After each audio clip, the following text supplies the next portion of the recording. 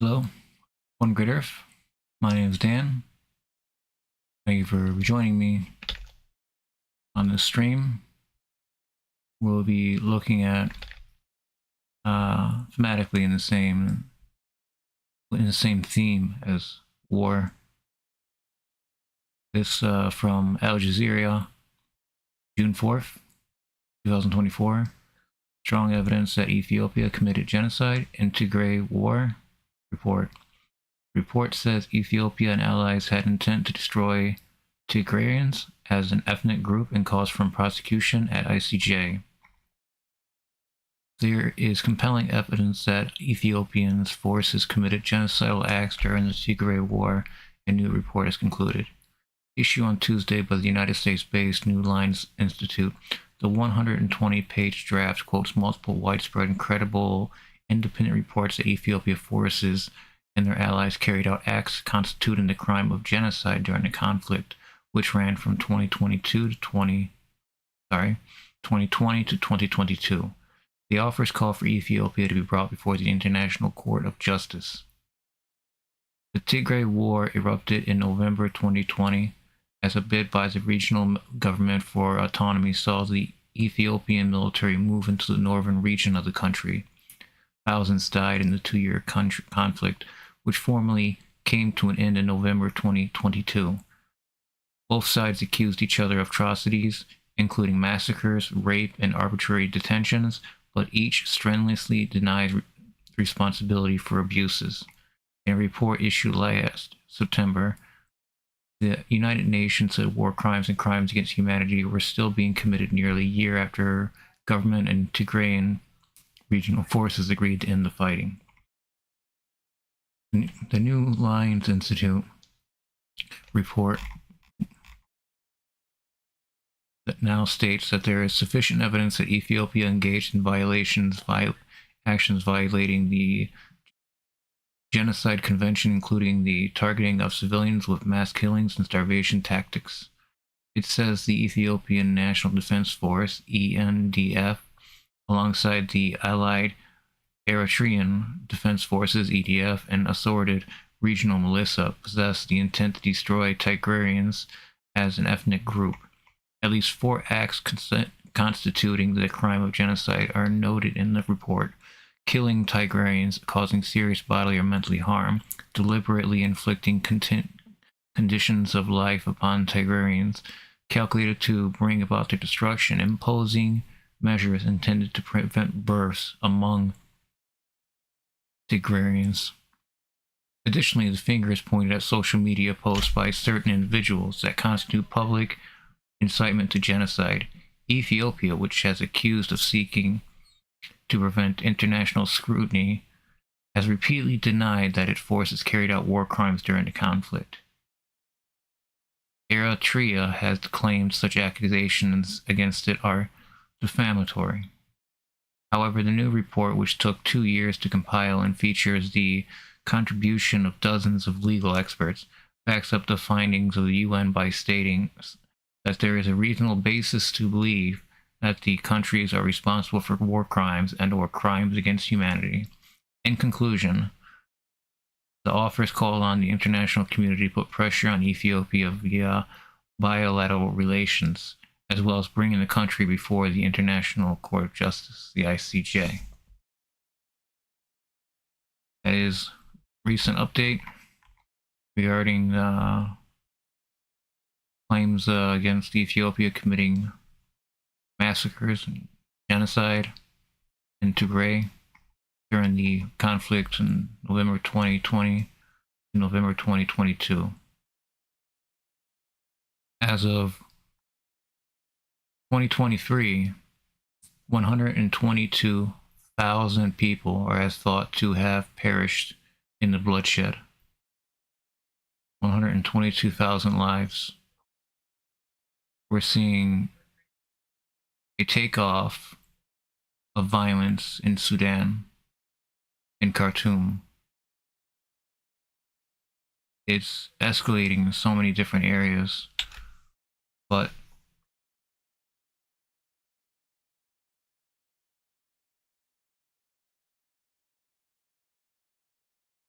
This was a major ceasefire deal brokered by multiple countries.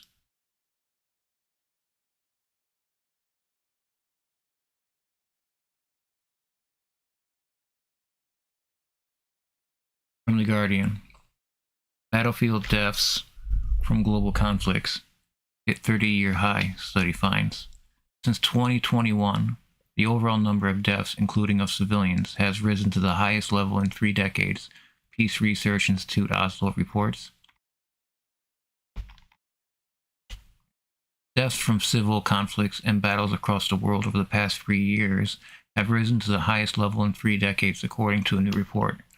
Research by the Peace Research Institute Oslo, PRIO, showed that while the number of battlefield deaths fell compared with the previous 2 years since 2021, the overall number of conflict-related deaths, including of civilians, has risen to the highest level of 30 years. This increase in battlefield deaths for the past 3 years has driven by the civil war in Ethiopia's Tigray region, the Russian invasion of Ukraine, and the Israeli bombing of Gaza. Although the number of conflict fatalities fell last year, which the report attributes to the ceasefire in Tigray, there were still 122,000 conflict-related deaths in 2023, with more than 71,000 people killed in Ukraine and an estimated 23,000 killed in Gaza in less than 3 months at the end of 2023. The research also showed that the scale of global conflict has also substantially increased, with 59 different conflict zones recorded in 34 countries as several states deal with multiple conflicts simultaneously. Siri As Ostad, author of the report and a research professor at PRIO, said, "Violence in the world is at an all-time high. The figures suggest that the conflict landscape has become increasingly complex, with more conflict actors operating within the same country. We have seen a lot of very extreme, violent conflicts overlapping in the past few years. Gaza, Ukraine, and Ethiopia before that," she said. "And that becomes an international power struggle. Who supports who, and where does that money go? It creates a tougher international environment." Rustad said conflicts were also becoming more complex, with more than half the countries having more than one conflict and 7 having more than 3 continuing at once. She said this was in part due to the Islamic State and other armed Islamist groups operating in several countries across the Middle East, Africa, and Asia, also Russia. The increase in state-based conflicts can be attributed in part to the Islamic State expanding across Asia, Africa, and the Middle East, and an increase in other non-state actors getting involved in conflicts, such as Jamaat Nusrat al-Islam wal Muslim group, that was stopped, referring to the alliance of militant jihadist groups operating in the Maghreb and West Africa. This development makes it increasingly difficult for actors like aid groups and civil society organizations to maneuver the conflict landscape and improve the lives of ordinary people. Africa remained the region with the highest number of state-based conflicts, with 28 separate conflict zones. The report says the number of conflicts in Africa has nearly doubled in the past decade, and the continent has seen more than 333,000 battlefield deaths since 2021. The Americas were, for the first time, home to the most non-state conflicts, with 36 in all. Of these, Mexico remained the most violent country, with almost 14,000 conflict-related deaths. The continuous worry that we see new extremely violent conflicts emerging more often than previously. This is from The Guardian, from Camille Ahmad, from Tuesday 11, June 24th, from The Guardian. Great article. Not enough is said about these conflicts. They continue. Especially the Gaza deaths. More than 1 million people could die. We're seeing people being put to the absolute brink. There's no coming back from the health effects extreme starvation puts on the body. The long recovery. It's not anything that we should be seeing on this scale, but we are. Israel is continuing to bomb, to use artillery and tanks and war bulldozers, which are bulldozers but much bigger and much more frightening. Push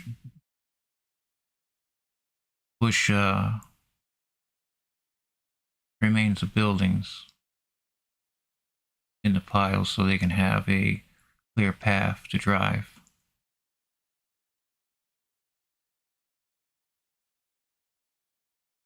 Israel is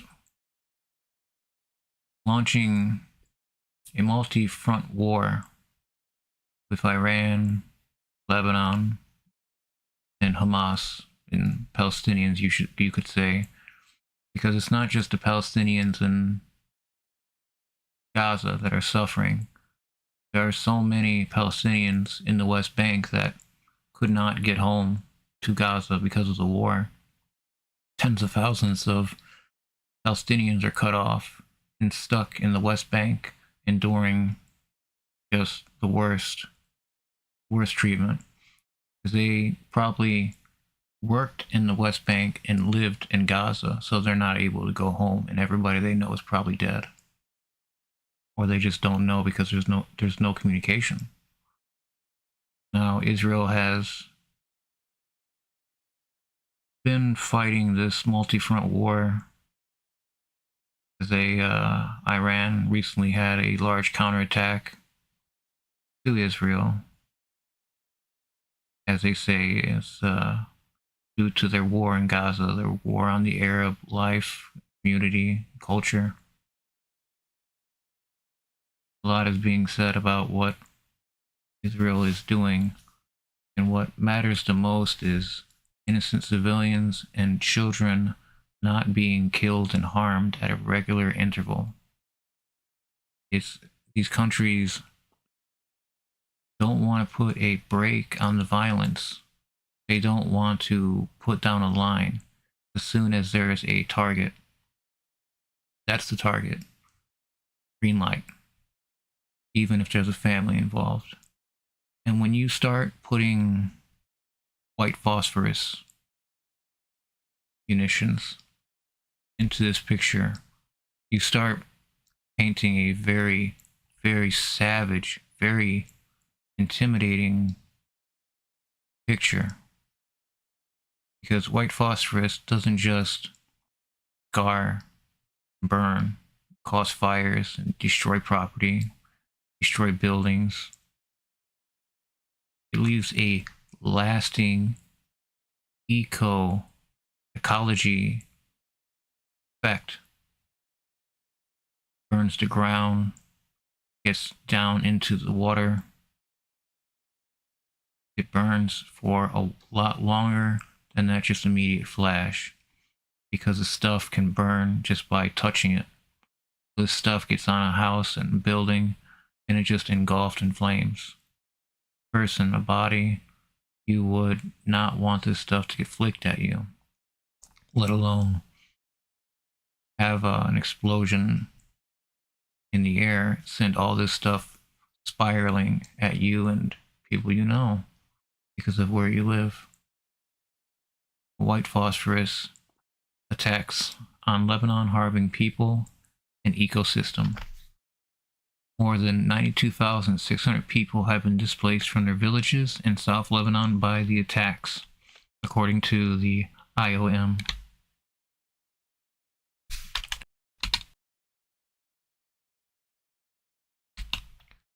As Al Jazeera reported in March, Israel continues to use white phosphorus munitions in South Lebanon, causing lasting damage and driving villagers away, even as Israeli officials threaten a war across their northern border. A new report released Wednesday by Human Rights Watch, HRW, concurs showing that white phosphorus attacks are putting civilians at grave risk and contributing to displacement. More than 92,600 people have been displaced from their villages in South Lebanon since October 6, according to the International Organization for Migration.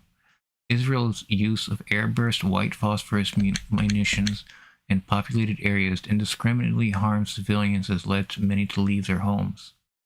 Ramzi Kais, Lebanon researcher at HRW, said in a research report, Lucifer's Jaws.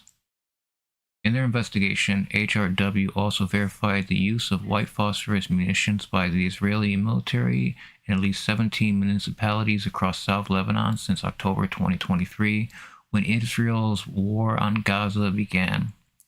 They verified the illegal use of airburst munitions over populated residential areas in the municipalities of Kfar Kila, Mis El Jabal, Bolstein, Markaba, and Aita El Shab. White phosphorus injuries can be severely painful and necrotic. Oxides can reignite in the skin unless the burns are covered immediately and kept covered to prevent any exposure to oxygen. See this man's hands here? That looks necrotic. Terrifying. Or burn. Your layers of your skin is burned down to the flesh, exposed in the flesh. I've seen flesh before. It is unsettling. Other symptoms may include severe respiratory problems, acute lung injury, severe eye damage, second or third degree burns, or even severe bone diseases, such as the necrotic Lucifer's jaw. At least 173 people have been injured by exposure to white phosphorus between October and late May, according to Lebanon's Ministry of Public Health. Among those are verified cases of civilians who were rushed to a hospital on October 15 for asphyxiation after coming in contact with the phosphorus. And reported cases of white phosphorus continued in June. In a March investigation into Israeli use of white phosphorus in southern Lebanon, Al Jazeera was told by Lebanese experts that Israel was attempting to create a buffer zone by making the region uninhabitable and impossible to cultivate. Agriculture accounts for up to 80% of South Lebanon's gross domestic product, or GDP, according to the United Nations.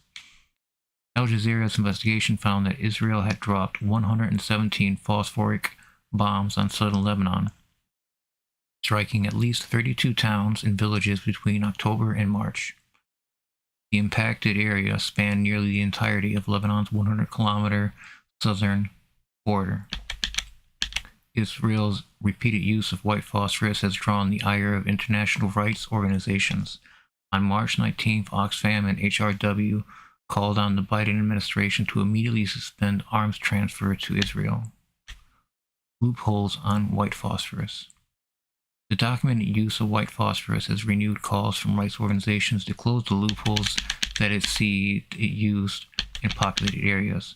Israel's widespread use of white phosphorus in South Lebanon highlights the need for stronger international law on incendiary weapons, the HRW report said.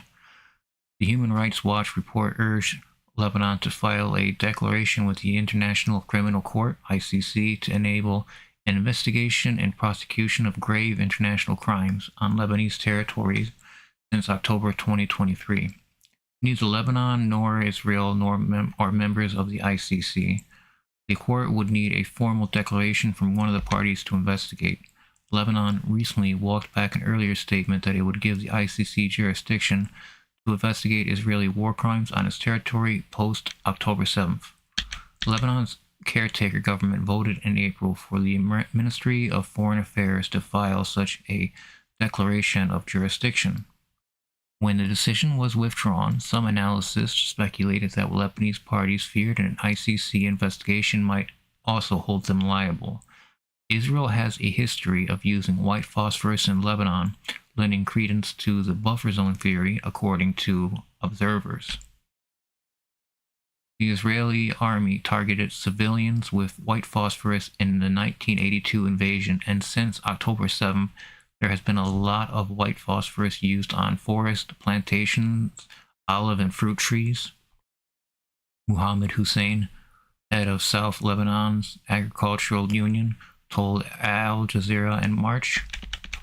There were also documented uses of white phosphorus munition during Israel's siege of Western Beirut in 1982, after right groups accused Israel of war crimes for its use of white phosphorus in its 2008 to 2009 Gaza offensive. The Israeli military said it would stop using its smokescreen munitions in built-up areas, with unspecified exceptions. Stronger international standards against the use of white phosphorus are needed to ensure these weapons do not continue to endanger civilians, Case said. Israel's recent use of white phosphorus in Lebanon should motivate other countries to take immediate action toward this goal. Video here.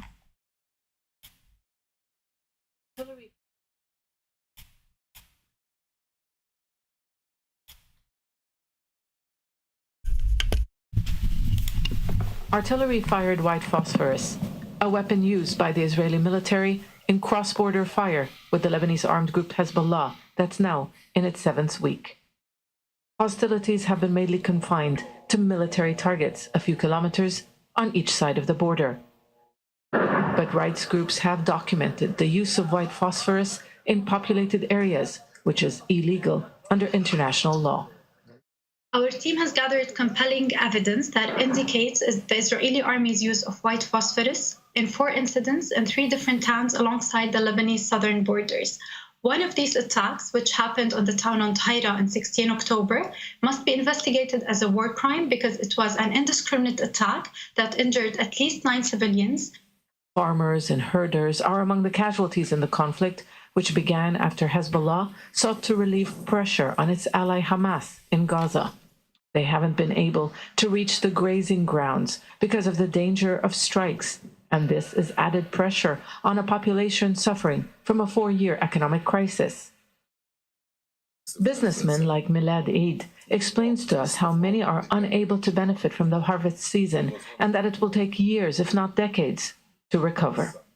For this year, we have 48 to 50% of our trees are already smashed. Nothing stay. It was very difficult even at that time to calm the fire because it was windy and very high speed. At times, wildfires that spread for kilometers burned for days. They weren't just caused by white phosphorus, but flare bombs too. More than 400 hectares of green space has already been burned, according to Lebanon's Ministry of Agriculture, along with 60% of forests and 30% of orchards and farmland.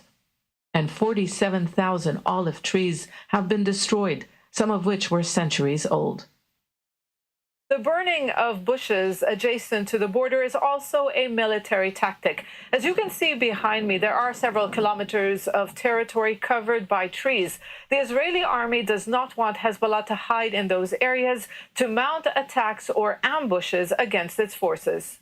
This is one of the Israeli positions on the border, now surrounded by a burned landscape. Lebanon calls this a scorched earth policy that has a lasting effect on survivors, the land, and the environment. Dana Khuder, Al Jazeera, Southern Lebanon. Terrible.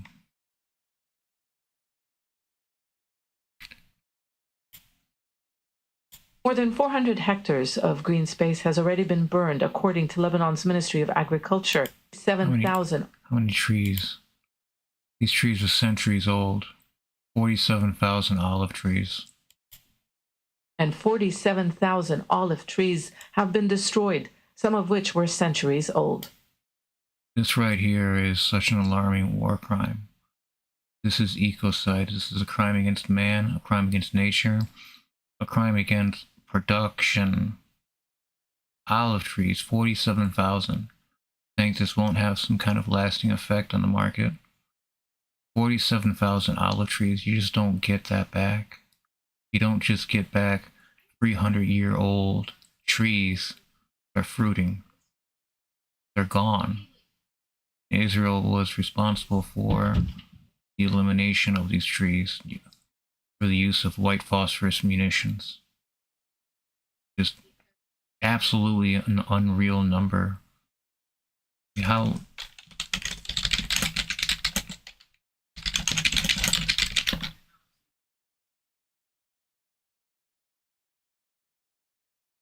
see, olive trees have full fruit production in 7 to 8 years after planting, but for stable yields, it could be up to 80 years.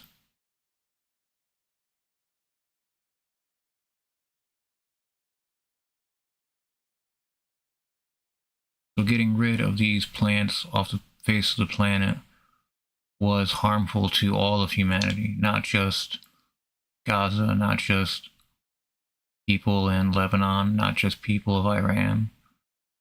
What was the purpose of destroying these olive trees? They had no right, no right to destroy these olive trees. 47,000 trees, and some are centuries old. No telling how old some of these things were. A 300 to 400-year-old tree, and just wipe it out like nothing. Israel must be held accountable for their crimes against humanity and crimes against nature, their ecocide. This cannot be overstated, that these trees were fruiting at a very stable rate because of their age. These should have never been at all a target. None of the trees should have been a target of white phosphorus munitions, but here we are now talking about how we got rid of 47,000 of some of the most useful trees on the planet. Fruiting olives trees. Absolutely unreal numbers. A scorched earth. They systematically target areas with white phosphorus munitions, but the white phosphorus doesn't just suspend itself in the air and that's it. All that white smoke you see, every bit of that white smoke is the white phosphorus. All of that cloud you see is it coming down, descending upon population. This is right here. These tentacles you see, all of this, every bit of that is going to burn the ground. This is terrifying to see used so casually. They're just completely incinerating the entire South Lebanese border. This is a war crime, and a crime against humanity, and a crime against nature.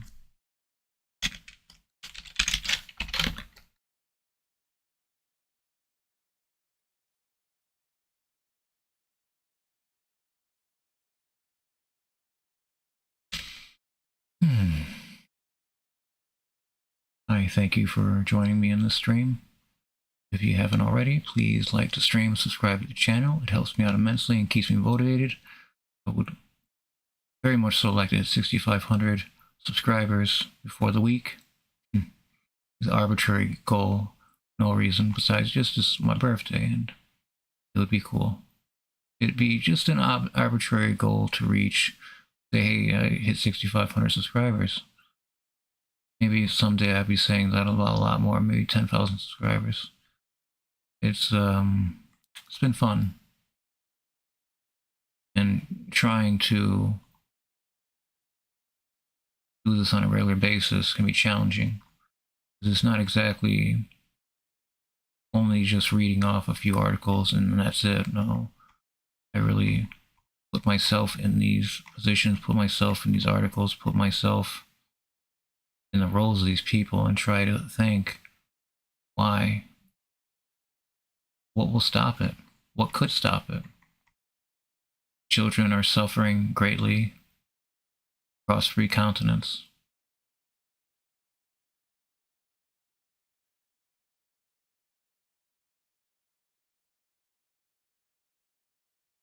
Ukrainian children, children of Gaza, and so many children in Lebanon, South Lebanon. But Israel does not care about human life or dignity or ecology. Them destroying 47,000 olive trees, some centuries old. This can't be forgotten. What they're capable of doing, and just how widespread it becomes. White phosphorus is incredibly incendiary, and it would burn everything, leaves, everything. So it is extremely upsetting to see the amount of damage that has been caused already. You can't give this back. You can't replant these. You can't say you're sorry or give reparations. That's it. Just pure ecocide for the sole reason of destroying nature to make other people suffer. This is barbaric.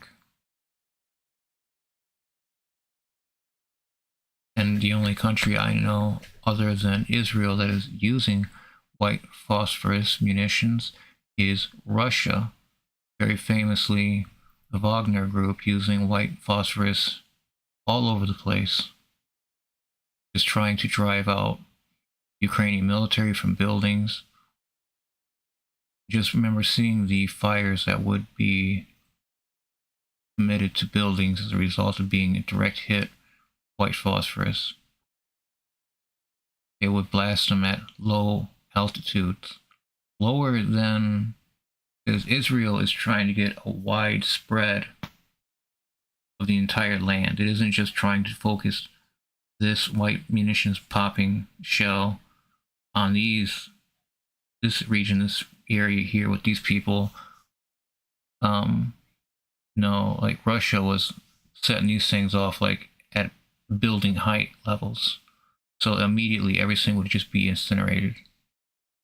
And you see this big white cloud would be closer to the ground, closer to people, and a better attempt to incinerate,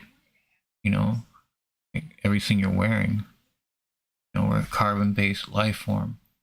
So we're not going to set ourselves on, we're not just going to combust and catch ourselves on fire, but all the gear, the clothes, munitions that you're carrying on yourself, grenades, all that can pop due to this white phosphorus landing on you. Now, if you're just a simple farmer and this happens above you, if you know what it is, you already realize that it's too late. You can't move anything out of the way. You can't salvage anything. Your land is now gone. And this white phosphorus stuff makes it gone for too long. Too long. I don't understand why Israel is using this to such an extent in South Lebanese borders. It's like the same as what they were doing in Gaza, creating buffer zones, but I didn't hear of white phosphorus being used in Gaza. I don't remember. So it's just in Lebanon. How can Israel hate so much, have so much hate and contempt to just drive munitions like using that are environmental changing, altering shots each time that they commit to one? It's another region that's burned in flames. And the only other country I've seen so far has been Russia. It is not good company to be part.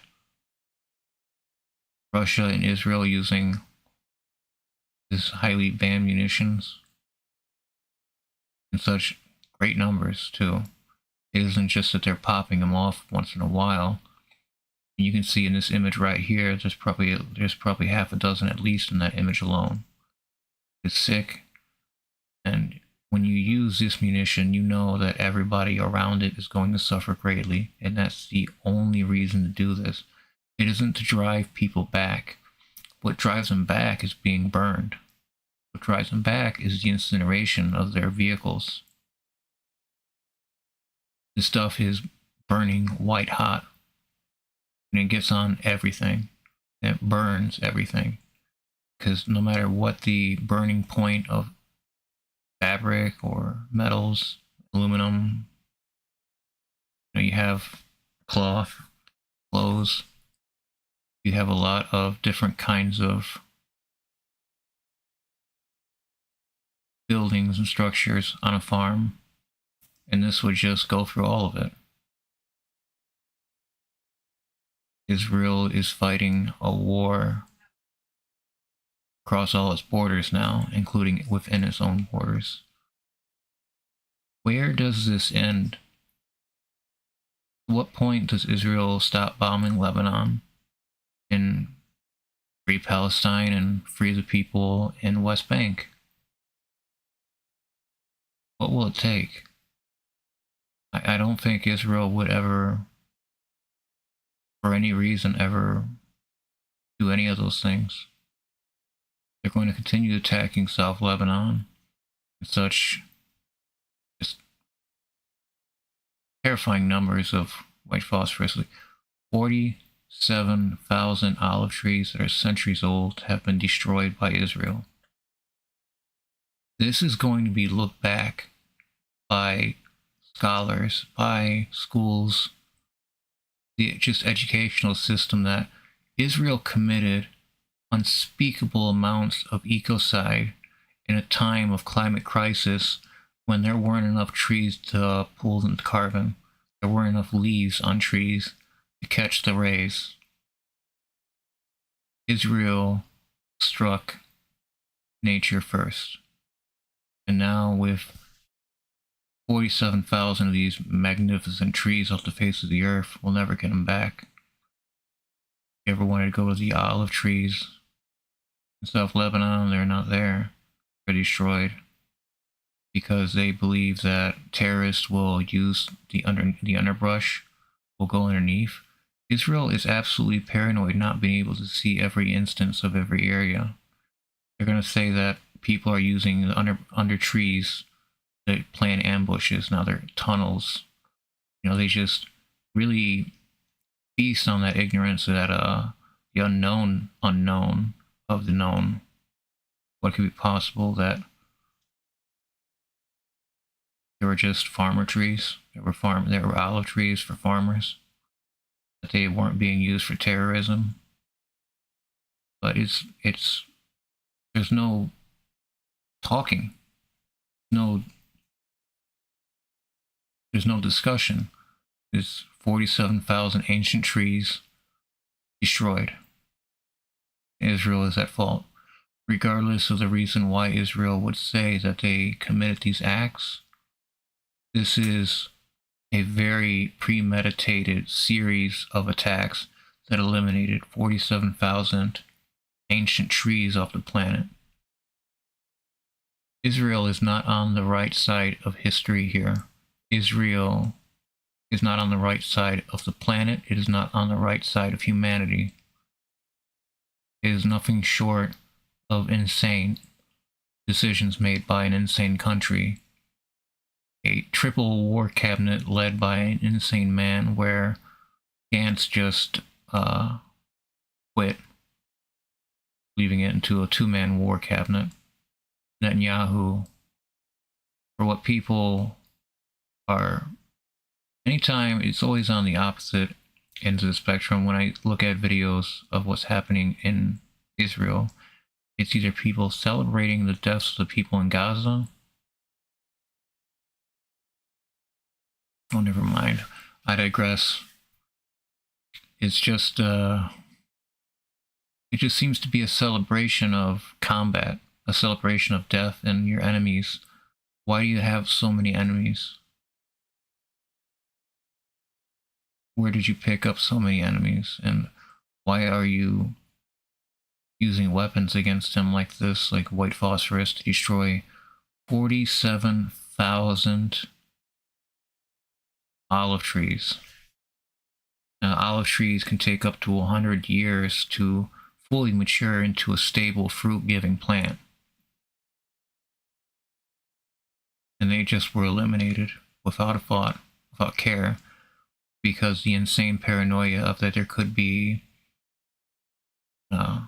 Hezbollah under the trees We can't see between the trees. Get rid of all of them. Whoever made that decision, I really hope is brought to justice. Because this isn't just a one day, let's just do this. This was a very concentrated, premeditated, planned effort into removing what Israel considered cover for people to be able to drive through between the trees, be able to walk through between the trees and be safe from Israel airstrikes and Israel wandering eyes. But what if Israel here is just the paranoid party committing unspeakable acts of violence and crimes against nature? What's real here? We're always going to see this conflict unresolved until it gets to the point it becomes a full-scale war. What would a full-scale war between Lebanon and Israel look like? Is it even possible for Israel to commit a full-scale war with what's going on in Gaza and the West Bank? I don't think they are able to. I don't think so.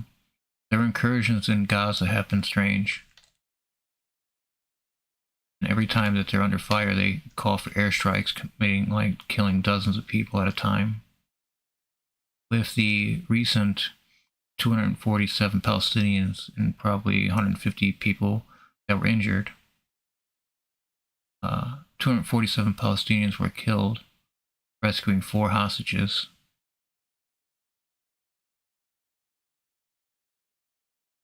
Is that worth it? Was it worth it? We don't know. We weren't there. What we do know is that the special forces that were retrieving the 4 hostages were under fire and called for supporting artillery strikes. And the artillery strikes wound up killing 247 people. Who knows if any of them were actually doing any of the firing? Who knows if there were actual people that were firing at them? We just don't know. All we know is that somebody gave the order to bomb the hell out of the area surrounding them. What if the hostages were hit? They don't seem to care. It's a job, it's a goal to do this, and they don't seem to care too much about the human aspect of it. And that's the scarier part, is that there never seems to be a moment of weakness, I guess you could say, where Israel recognizes their crimes against humanity. But there are crimes against humanity by all countries. They just don't want to admit to it. But never so public do we see crimes against humanity unfolding day by day, eventually to the point that everybody is asking themselves, what the hell is going on with Israel? Why are they so lethal? Why are they using AI codename Lavender to give themselves additional targets, to generate targets? They are completely taking apart the human aspect of verifying targets. What more needs to be said about what Israel is doing in Gaza? Before over 100,000 people, 500,000 people, over 1 million people in Gaza die. Is that what it's going to take for Israel to stop? 1 million people dying? There are 1 million people pushed to the brink of famine. There are children that are just in horrible shape. Pictures I'm seeing coming out of Gaza are monstrous. To allow life to reach these levels when you've had the ability this whole time to let in aid. Let in the aid trucks. We can't forget about the aid trucks that Israel refused to let in, that would keep finding new reasons to turn them around. What's the environmental cost for these trucks to constantly be going back and forth, without any finish to their job, and the food eventually expires or spoils.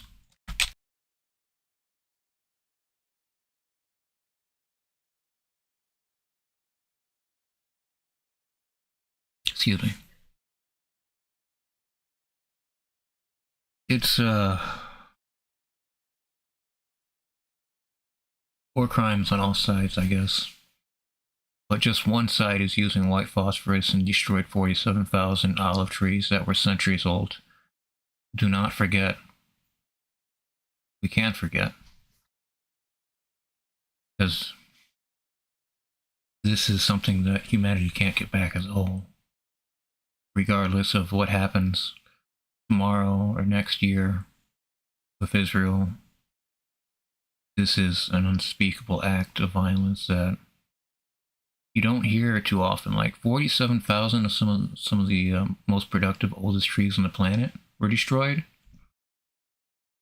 systematically by Israel using white phosphorus munitions. This is something that's going to be written about and talked about for a century. The insanity of Israel's complete terror. They're just raining hell on everything. As soon as they have a target, they bomb the hell out of it. This is not how war should function. But then again, it just always seems to be one-sided. Is that war? Is that an invasion? When one side has no chance from the other? Typically, war would mean that both sides are fighting against each other. Not one side is bombing the other and the other side is running and hiding. That's not war. You have combatants and you have civilians. When the combatants are only bombing civilians, this is a problem. That is not war. That is terror. Russia is doing in Ukraine, this is terror. It's an illegal invasion.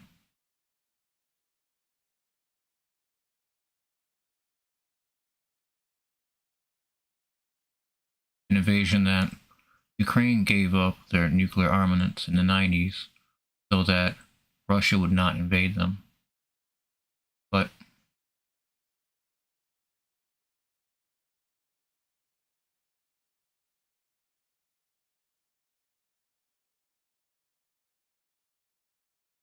there needs to be a pause, a ceasefire.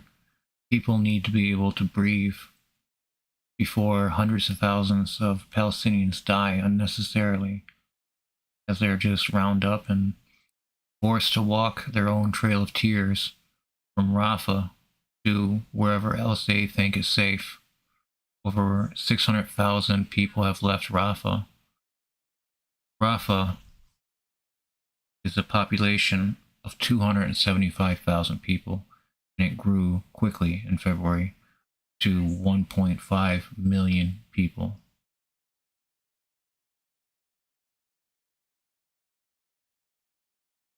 Now over 600,000 has fled due to the pending invasion of ground assault in Rafah. Is Israel thinning themselves out too much? Too many special operations going at once? Not enough senior intelligence officers, and the people that you have on the ground are just a 2-year soldier. It's fascinating and horrific all at the same time. Again, I've only seen Israel and Russia using white phosphorus munitions to this scale in modern times. It is terrifying. And it is incredibly upsetting to hear about the 47,000 some centuries old olive trees that Israel had destroyed. What end? What does that prove? What does that do? is useless, pathetic, and there is no rebuilding. Just like Gaza, there is no rebuilding. Israel completely destroyed the land. They bombed the hell out of it, and they pumped every crevice they could find with seawater. We're not going to know the effects of this war in Gaza until the dust settles and we're allowed to conduct independent investigations. Because there are going to be independent investigations, and I imagine that is what Netanyahu is most afraid of.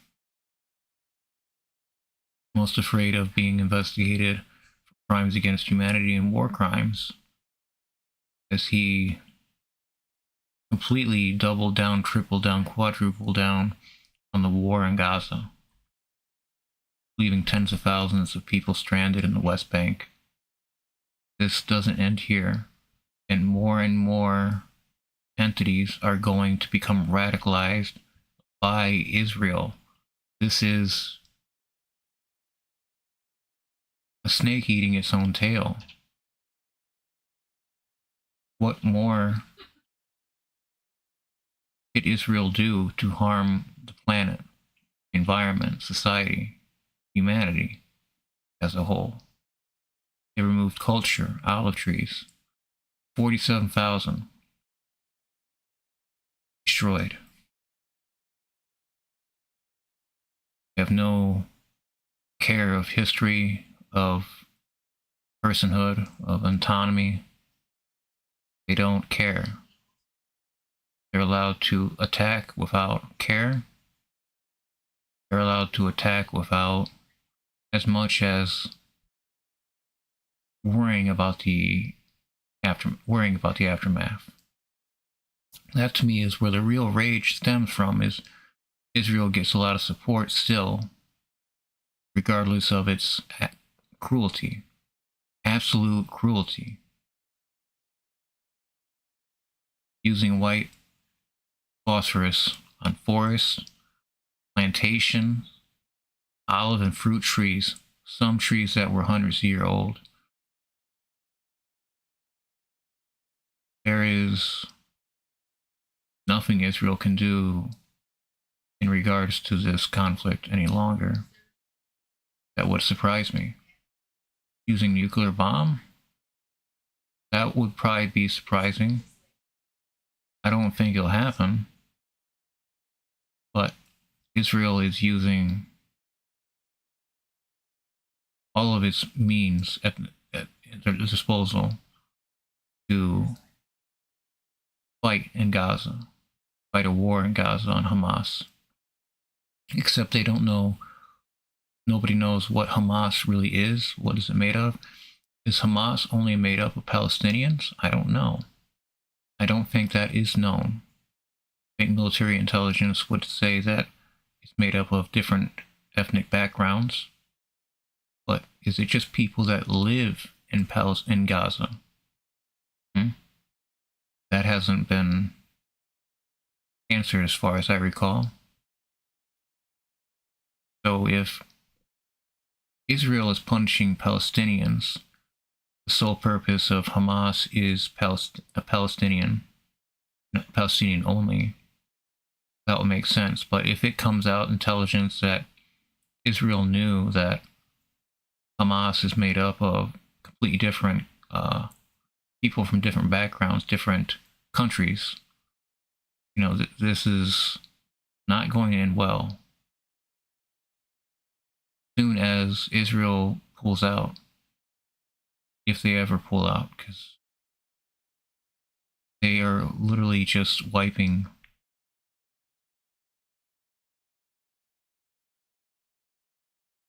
the Gaza Strip off the face of the planet.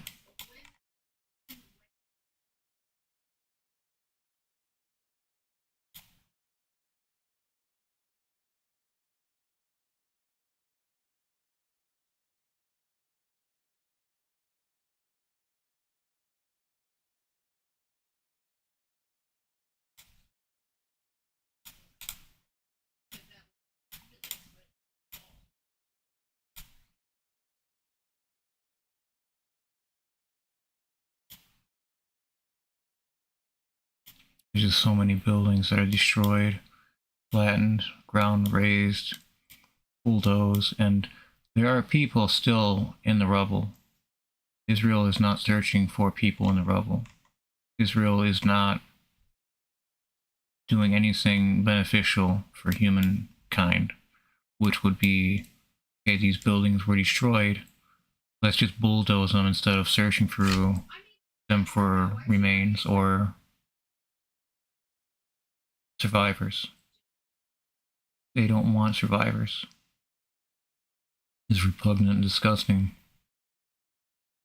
They're just people trying to survive, and Israel wants to deny them of that right. Most basic rights.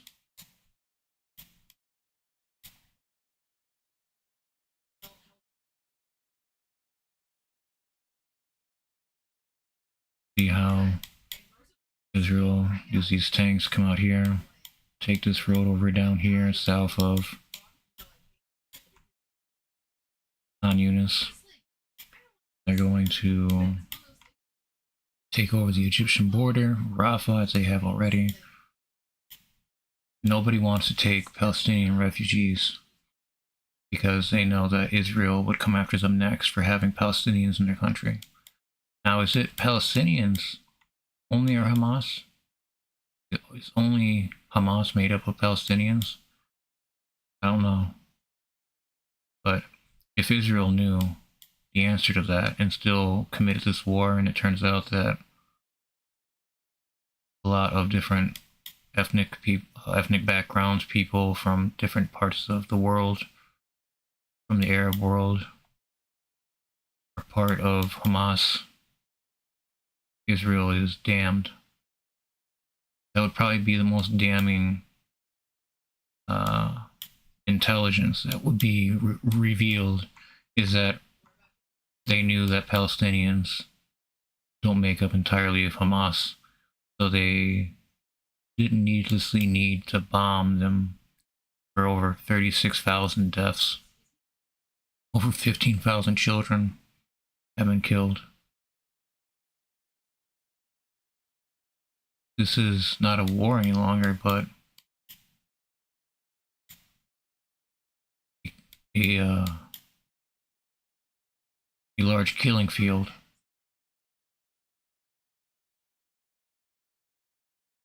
Broken down, battered, humiliated, destroyed, death on every corner, sewage leaking everywhere, no water, no food, no assistance, no aid. Because any aid would be going through, Israel would find a problem with it and can't let it go through.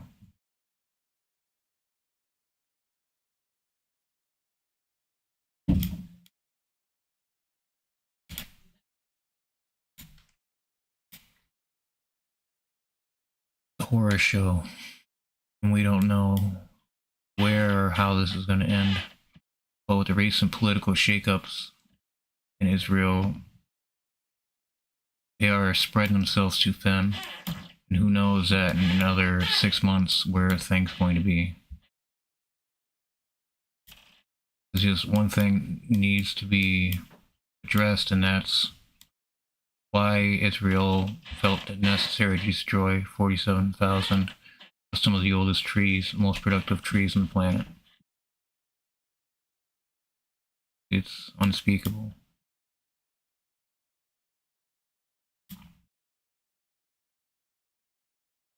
And I'm not caring about the trees more than the people. Please do not get that. What I am doing, I'm saying that they thought people were underneath the trees so much that they destroyed all the trees. They were hoping people were under the trees. It's different than just wiping out the trees and just over decisions made by very cruel people. People that don't have to sleep at night. Because the things they do should keep them up forever. But it is massive undertaking to rebuild Gaza. With every square mile, every square kilometer that's destroyed, that's less land to rebuild, less shelter.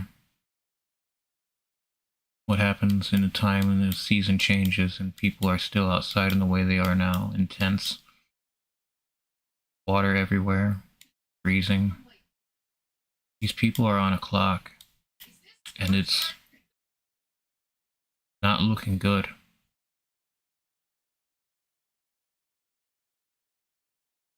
I thank you for joining me on the stream. If you haven't already, please like the stream, subscribe to the channel. I will be calling the stream here at the 1 hour mark. Short stream, right? But there isn't much else I can say regarding this outrage of the use of white phosphorus by Russia and Israel. It is upsetting and appalling. History will remember these war crimes specifically because of what they destroyed with their means. Thank you. And please take care.